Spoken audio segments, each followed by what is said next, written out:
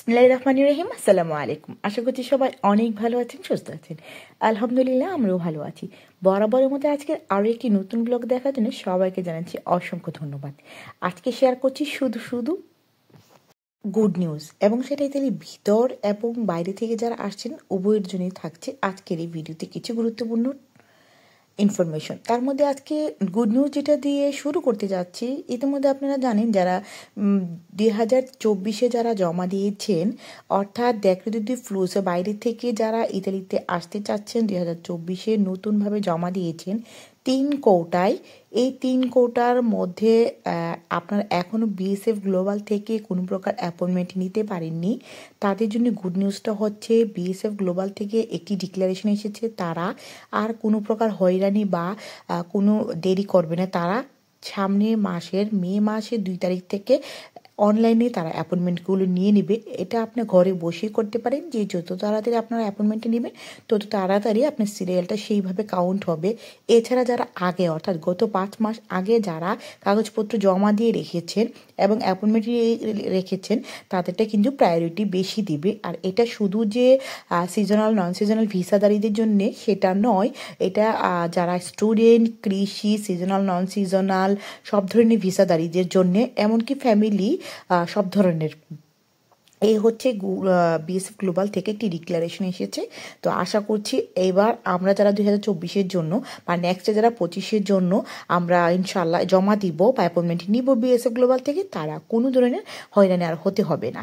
Second যে good নিউজটা, আপনারা যারা ইতালিতে বসবাস করছেন অর্থাৎ যারা আমাদের মতো ফ্যামিলি আছেন, ইতিমধ্যেই যারা অনেকেই পেয়েছেন, অর্থাৎ তাদের কাছে বা আমার কাছে আমি নিজেও পেয়েছি কার্তা দিদিকাতা আতে আমরা 365 যে 385 যে বোনাসটা আমরা পেয়েছিলাম, যারা পেয়েছি তারা আবার নতুন করে এই বছর 2024 জুলাই মাসে থেকে আবার কার্তা দিদিকাতে এটাতে আবার আমরা 385 ইউরো করে পাবো। তো যারা পেয়েছি আমরা পাবো, যারা পাইনি কোনো কারণে বাতিল হয়েছে বা সেটা আপনার আবেদন মঞ্জুর হয়নি, সেটা আমরা কিন্তু আর পাবো না। তো আশা করছি আপনি এই দুইটা গুড নিউজের মাধ্যমে উপকৃত হয়েছেন। এছাড়া এটা একটি গুরুত্বপূর্ণ কয়েকজনই রিকোয়েস্ট করেছে, আপু এটা নিয়ে একটি ভিডিও তৈরি করো। যারা অ্যাজ এ পলিটিক্যাল আপনারা দিয়েছেন, অনেকেই জানেন না আপনাদের ডকুমেন্টসের ব্যাপারে। তো একদিন খুব আমি আপনাদেরকে একটার পর একটা স্টেপ বাই স্টেপ আপনাদেরকে দেখাবো কোন ডকুমেন্টসটা আপনারা একটার পর একটা পাবেন, কোন সময় আপনারা হলুদ সৌজন্য পাবেন, কোন সময় প্রথমে সাদাটা বা কোন সময় আপনার রিচিভুতা পাবেন। এগুলি নিয়ে আপনার আরেকটি ভিডিও করব। আজকে আমি কিছু ধারণা দিয়ে দিচ্ছি, যারা অ্যাজ এ পলিটিক্যাল কাগজ পাচ্ছেন, আপনার হাতে যে সাদা সৌজন্য বা সাদা পেপারটা পাচ্ছেন, তাদেরকে যেটাকে বলে আমরা সৌজন্য, সাদা সৌজন্য বলি, সেটা হচ্ছে আমরা ইতালিয়ান ভাষায় ওইটা বলি ছি3, অর্থাৎ ছি এবং ছি3।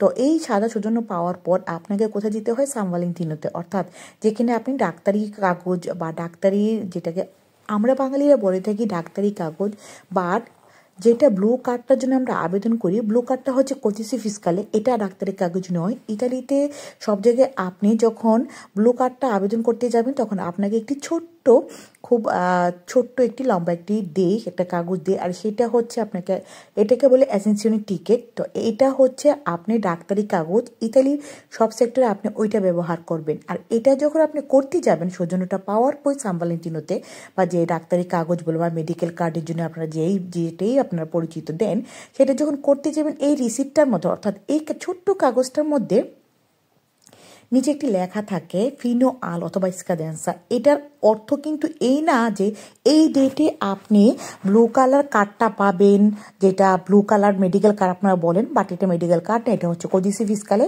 এই ডেটে কিন্তু আপনি কোদিসি ফিসকালে পাবেন না। আরেকটা কথা বলে রাখছি, এইটা আপনি 2 সপ্তাহ পর থেকে এটা পাবেন এই কার্ডটা। তো যেখান থেকে আবেদন করেন, যে অ্যাড্রেসটা দিয়ে থাকেন সেই অ্যাড্রেসের মধ্যে আপনারা যোগাযোগ করবেন। হ্যাঁ, আরও একটি কথা বলে রাখছি, এটা কিন্তু না ব্লু কালার কার্ডটা শুধু কোদিসি ফিসকালে, মেডিকেল ছাড়া অল সেক্টরে আপনার সেটা কাজে লাগবে। আর এটা হচ্ছে আপনার আইডেন্টি ব্লু কালার যে কার্ডটা, এটা দিয়ে যখন কোদিসি ফিসকালে যখন কম্পিউটারে ক্লিক করবে, আপনার সকল ধরনের কিছু পরিচিতি বা যা কিছু করে থাকেন না কেন আপনার এটা বের হয়ে আসবে। আর এই যে ছোট্ট রিসিপ্টটার নিচে একটি 2-3 মাসের একটি ডেট দেওয়া থাকে, এটার অর্থ কিন্তু আপনার ডেটটা যখন শেষ হয়ে যাবে আপনি নতুন করে আবার রিনিউ করতে হবে। অর্থাৎ যেই জায়গা থেকে আপনি এটা করে থাকেন সেখান থেকে দেন আবার ব্যাক গিয়ে আপনি এটা রিনিউ করতে হবে। এখন আরেকটা প্রশ্ন হচ্ছে, আপু আমরা অনেকেই বলে আপু এটা যখন রিনিউ করতে যাই আমরা বলি যে অ্যাসেনশনের টিকিট, অর্থাৎ আমাদেরকে তখন সেম এটা দেয় না, এটার পরিবর্তে আরেকটা দেয় যেটার মেয়াদ থাকে 1 বছরের। দ্যাটস মিন সেটা কিন্তু এটার মতো না, একটু বড় একটু লম্বা কাগজের মতো থাকে। হ্যাঁ, এটাও অ্যাসেনশনের টিকিট, দুইটা সেমই কথাটার অর্থ এটা কিন্তু সবাই পাবে না। আমি আবারও বলছি, আপনারা পরবর্তীতে যখন লম্বা একটা যে কাগজটা পাবেন, আপনারা যখন ছোট রিসিটে রিনিউ করতে যাওয়ার পরে যখন আপনাদেরকে বড় একটি কাগজ আকারে ধরিয়ে দিই, সেটা কিন্তু যারা ফ্রিতে ডাক্তারি কাছ থেকে সেবা নেওয়ার জন্য হসপিটালে যে কোনো ধরনের আপনার ট্রিটমেন্ট করার জন্য, ভিজিট করার জন্য, যে কোনো টেস্ট করার জন্য সেটা ফ্রিতে যাতে করতে পারেন সেটার জন্য সবাইকে এটা দেই না, তাদেরকেই দিই যাদের কাজকর্ম নেই, যাতে ফ্রিতে চিকিৎসা করতে পারে এবং সেটার ভ্যালিডিটি থাকে 1 বছর। দেন 1 বছর পর আপনাকে আবার রিনিউ করতে হবে। তাহলে আমরা বুঝতে পারছি আমরা সবাই গণহারে, অর্থাৎ সবাই আমরা পাবো ওই রিসিটটা, বা যেটাকে আমি বলে থাকি রিসিট পরিচয় দেওয়ার জন্য, তো ওইটা পাবো। আর লম্বা আমরা বড় একটা কাগজ পাবো পরবর্তীতে তখন যাদের কাজকর্ম নেই সেটার জন্য, বাট এটা কিন্তু সবাই পাবো না। এই হলো, আশা করছি আজকের ভিডিওর মাধ্যমে আপনারা উপকৃত হয়েছেন। দেন আপনারা যখন আবার সাদা সৌজন্যের মেয়াদ শেষ হয়ে যাবে তখন আপনি যাবেন হলুদ সৌজন্য আনতে। হলুদ সৌজন্য আনার পরেও কিন্তু সেমভাবে আপনার এটা আবার করতে হবে, এই সেম ওয়েতে করতে হবে। দেন আবার হলুদ সৌজন্য পাওয়ার পর যখন আপনি রিসিপ্টটা আনতে যাবেন তখনই কিন্তু আপনাকে সেম ওয়েতে এটা রিনিউ করতে হবে। এখন প্রশ্ন হচ্ছে, আবার ব্লু কালার কার্ডটির মেয়াদ কতদিন থাকে? ব্লু কালার কার্ডটির মেয়াদ আপনার সেই ব্লু কালার কার্ডেই দেয়া থাকে। যখন